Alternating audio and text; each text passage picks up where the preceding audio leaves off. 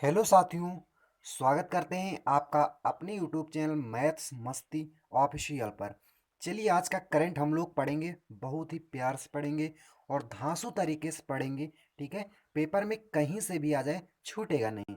ठीक है, चलिए हम एक क्वेट से शुरू करते हैं। सबसे पहले हमारे स्क्रीन पे है क्वेट।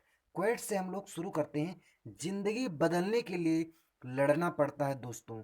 जिंदगी बदलने के लिए लड़ना पड़ता है दोस्तों, और आसान बनाने के लिए समझना पड़ता है दोस्तों। समझना पड़ता है दोस्तों। चलिए इसी के साथ हम पहले क्वेश्चन की तरफ चलते हैं। सबसे पहला क्वेश्चन है हमारी स्क्रीन पे। चलिए हमारा सबसे पहला क्वेश्चन है, जर्मनी की राजधानी जर्मनी की राजधानी बर्लिन में सरकार ने कितने साल में पहली बार नाइट कर्फ्यू लगाया है? नाइट कर्फ्यू लगाया है, यानी कि रात का कर्फ्यू लगाया है। ठीक है, चलिए तो इसका जो राइट आंसर होगा बच्चा 70 वर्ष में।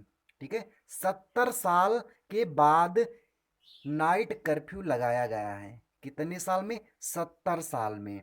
और ये भी गाइडलाइंस जारी किया है कि यहाँ से 11 बजे से, भाई रात का है तो रात ही में लगेगा कर्फ्यू, और रात में 11 से सुबह 6 बजे तक कर्फ्यू लगेगा।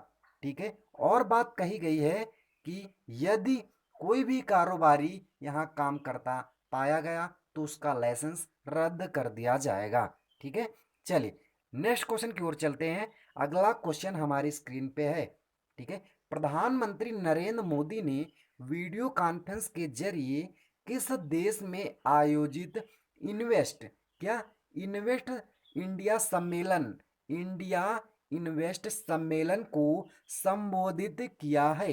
क्या इन्वेस्ट इंडिया सम्मेलन को संबोधित किया है? ठीक है, किस देश किस देश को किस देश को कनाडा देश को संबोधित किया है बच्चा? किस देश को? कनाडा देश को संबंधित किया है। और एक बात कही है मोदी जी ने, कहा है कि भारत स्थिति आज मजबूत है, कल और मजबूत होगी। ठीक है, चलिए ये हैं साथ में हमारे पीएम और साथ में हैं कनाडा के प्रधानमंत्री।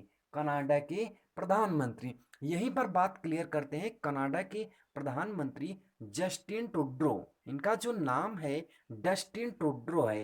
क्या है? Justin Trudeau. बात करते हैं यहीं पे कनाडा की राजधानी क्या है, तो कनाडा की राजधानी ओटावा। ओटावा जो है कनाडा की राजधानी है। चलिए अगला क्वेश्चन करते हैं। स्क्रीन पे अगला क्वेश्चन है। चलिए अगला क्वेश्चन है स्क्रीन पे। चलिए अगला क्वेश्चन है स्क्रीन पे। आयुर्वेद आयुर्वेद अनुसंधान के लिए अखिल भारतीय आयुर्वेद संस्थान किस विश्वविद्यालय के साथ समझौता पर हस्ताक्षर किया है? समझौता पर हस्ताक्षर किया है। चलिए इसका जो राइट आंसर बेटा होगा इमिटी विश्वविद्यालय। इमिटी विश्वविद्यालय। बट कभी कभी ये ना पूछकर पूछ लेता है इमिटी विश्वविद्यालय कहाँ पर स्थित है। इमिटी विश्वविद्यालय कहाँ पे स्थित है?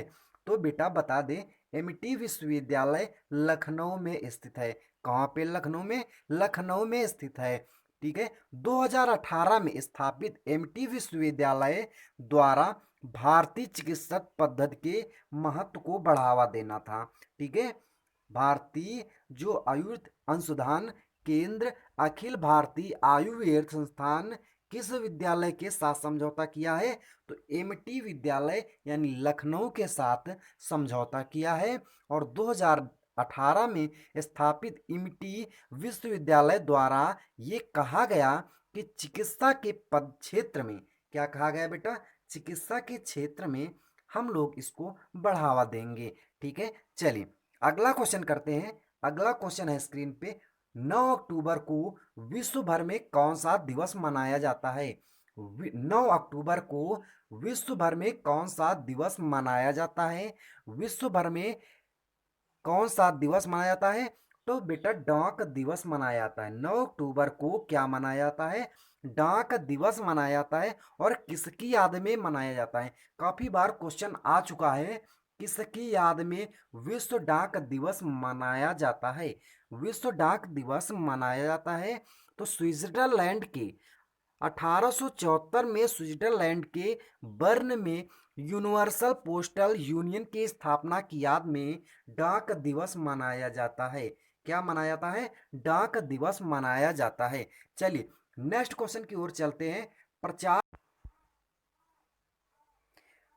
प्रसार भारती और किसने नई खेती, नई की खेती की जगह बेटा कर लीजिएगा कृषि खेती प्रौद्योगिकी और नवाचारों को बढ़ावा देने के उद्देश्य से एक समझौता पर हस्ताक्षर किया है? एक समझौता पर हस्ताक्षर किया है। ठीक है, जो इसका राइट आंसर हो जाएगा इफको के साथ। किसके साथ? इफको के साथ एक समझौता पर हस्ताक्षर किया है। इफको का फुल फॉर्म बता दें, भारतीय किसान उर्वरक सहकारी लिमिटेड। क्या होता है बेटा? भारतीय किसान उर्वरक उर्वरक सहकारी लिमिटेड। और एक रिपोर्ट के अनुसार कहा गया कि डीडी किसानों को, कौन से? डीडी किसानों को अब कृषि क्षेत्र में प्रचलित विभिन्न अलग अलग किस्मों के द्वारा उनका प्रसारण किया जाएगा और यह कदम किसानों को आत्मनिर्भर बनाएगा। किसके हस्ताक्षर की? जब हस्ताक्षर हुआ तो एफको के साथ हुआ और इन्हीं ने एक गाइडलाइंस जारी किया है, जो गाइडलाइन से डीडी किसान के क्षेत्र में कुछ बदलाव होगा और यह कदम किसानों के लिए हितकारी होगा। ठीक है, चलिए अगला क्वेश्चन करते हैं। अगला क्वेश्चन है स्क्रीन पे, भारतीय रिजर्व बैंक के वरिष्ठतम कार्यकारी निदेशक एम राजेश्वर को किस बैंक का डिप्टी गवर्नर नियुक्त किया गया है? ठीक है, वरिष्ठतम कार्यकारी निदेशक एम राजेश्वर को किस बैंक का डिप्टी गवर्नर नियुक्त किया गया है? ठीक है, तो बता दें बेटा, इसका जो राइट आंसर होगा केंद्रीय बैंक। केंद्रीय बैंक, केंद्रीय बैंक का इन्हें डिप्टी गवर्नर नियुक्त किया गया है। ठीक है, डिप्टी गवर्नर नियुक्त किया गया है। इस नियुक्त को इस नियुक्त को मंत्रिमंडल की बैठक समिति ने इन्हें मंजूरी दे दी है। मंत्रिमंडल की बैठक हुई और इन्हें मंजूरी दे दी गई है। ठीक है, भारतीय रिजर्व बैंक, भारतीय रिजर्व बैंक की बात करें तो भारतीय रिजर्व बैंक अधिनियम के तहत 1934 के तहत केंद्रीय बैंक में 4 डिप्टी गवर्नर होते हैं। कितने होते हैं? 4 डिप्टी गवर्नर होते हैं। चलिए अगला क्वेश्चन करते हैं। अगला क्वेश्चन है स्क्रीन पे, फोर्ब्स मैगजीन, फोर्ब्स मैगजीन की इंडिया रिच लिस्ट में 2020 और 88.7 मिलियन डॉलर नेट वेल्थ के साथ कौन पहले स्थान पर रहा है? कौन पहले स्थान पर रहा है? तो यहाँ पे बात करते हैं मुकेश अंबानी की। जो इसका राइट आंसर हो जाएगा मुकेश अंबानी हो जाएगा। ठीक है, बात करते हैं यहीं पे 13वें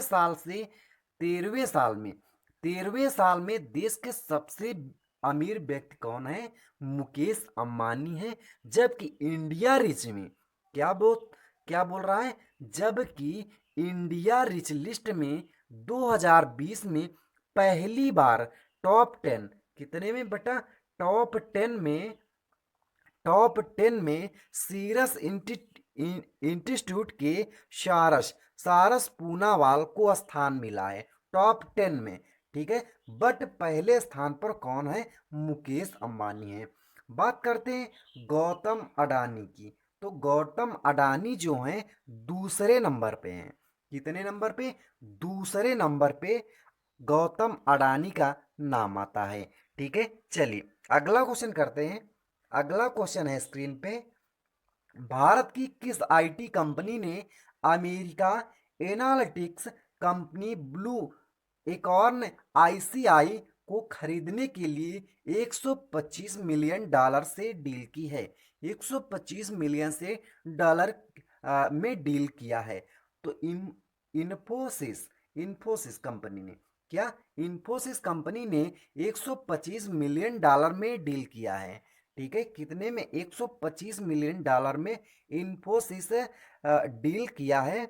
और इनकी बात करते हैं तो इनके चेयरमैन की बात करते हैं तो इनके चेयरमैन का नाम है N N Narayan, N R Narayan. क्या नाम है? N R Narayan.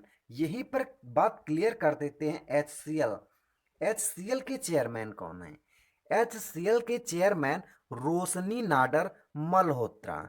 कौन है? रोशनी नाडर मल्होत्रा। यही पे बात करते हैं TCS। TCS के मुख्य जो चेयरमैन हैं वो कौन है? TCS इसात हुसैन। इसात हुसैन जो हैं TCS के चेयरमैन हैं। चलिए अगले की बात करते हैं। नेक्स्ट, यूसीजी के द्वारा जारी देश के 24 गैर मान्यता प्राप्त शिक्षण संस्थानों की एक सूची के मुताबिक दिल्ली और किस राज्य में सबसे ज्यादा फर्जी यूनिवर्सिटी हैं? सबसे ज्यादा यूनिवर्सिटी कहाँ पे फर्जी हैं? तो बात करते हैं, इसका जो राइट आंसर हो जाएगा बेटा उत्तर प्रदेश। उत्तर प्रदेश में सबसे ज्यादा फर्जी यूनिवर्सिटी हैं। कितनी हैं? ठीक है, तो उत्तर प्रदेश में 8 यूनिवर्सिटी हैं जो कि सबसे ज्यादा फर्जी हैं। ठीक है, यहीं पे बात करते हैं, यहीं पे बात करते हैं दिल्ली की। तो दिल्ली में 7। दिल्ली दूसरे नंबर पे है। पहले नंबर पर उत्तर प्रदेश, दूसरे नंबर पे दिल्ली, यानी कि वहाँ पे 7 यूनिवर्सिटी फर्जी तरीके से। और बंगाल में, पश्चिम बंगाल में 2 यूनिवर्सिटी फर्जी चलाई जा रही हैं। ठीक है, फर्जी चलाई जा रही हैं। यहीं पर बात करते हैं उत्तर प्रदेश के मुख्यमंत्री की। तो उत्तर प्रदेश के मुख्यमंत्री श्री योगी आदित्यनाथ जी हैं। और यहीं पे बात करते हैं उत्तर प्रदेश के राज्यपाल की। तो उत्तर प्रदेश के राज्यपाल आनंदीबेन पटेल जी हैं। ठीक है, चलिए अगला क्वेश्चन करते हैं। अगला क्वेश्चन है स्क्रीन पे और लास्ट क्वेश्चन है। ठीक है, स्वीडिश नोबेल कमेटी ने किस देश की कवित्री लुइज ग्लुक 77 को इस वर्ष का साहित्य नोबेल पुरस्कार देने की घोषणा किया है? देने की घोषणा की है। देने की घोषणा की है। किस सरकार ने, किस देश ने, सॉरी किस देश ने, किस देश ने? तो अमेरिका देश ने। कौन? अमेरिका देश ने कवित्री लुइज ग्लुक को इस वर्ष का साहित्य नोबेल पुरस्कार देने के लिए घोषणा किया है। ठीक है, ये है आपके सामने साहित्य साहित्य नोबेल पुरस्कार। और लुइज ग्लुक के बारे में कुछ बताते हैं। 1968 में कवित्री ग्लुज, ठीक है, कवित्री ग्लुक, ठीक है, ग्लुक की पहली किताब फर्स्ट ब्रोन प्रकाशित हुई थी। कब? पहली किताब जरूर पूछता है। पहली किताब कवित्री ग्लुज की कब प्रकाशित हुई थी? ठीक है, तो 1968 में। कब? 1968 में ग्लिज की पहली किताब फर्स्ट ब्रोन प्रकाशित हुई थी। ठीक है, कौन सी? फर्स्ट ब्रोन प्रकाशित हुई थी। इन कविता में क्या, इन कविता में 12 संग्रह प्रकाशित हुए थे। 12 संग्रह प्रकाशित हुए थे। 12 संग्रह प्रकाशित हुए थे। ठीक है, चलिए आज की क्लास यहीं तक साथियों। तब फिर मिलेंगे नेक्स्ट डे। तब तक के लिए tata bye bye, take care. ठीक है, चलिए जय हिंद जय भारत।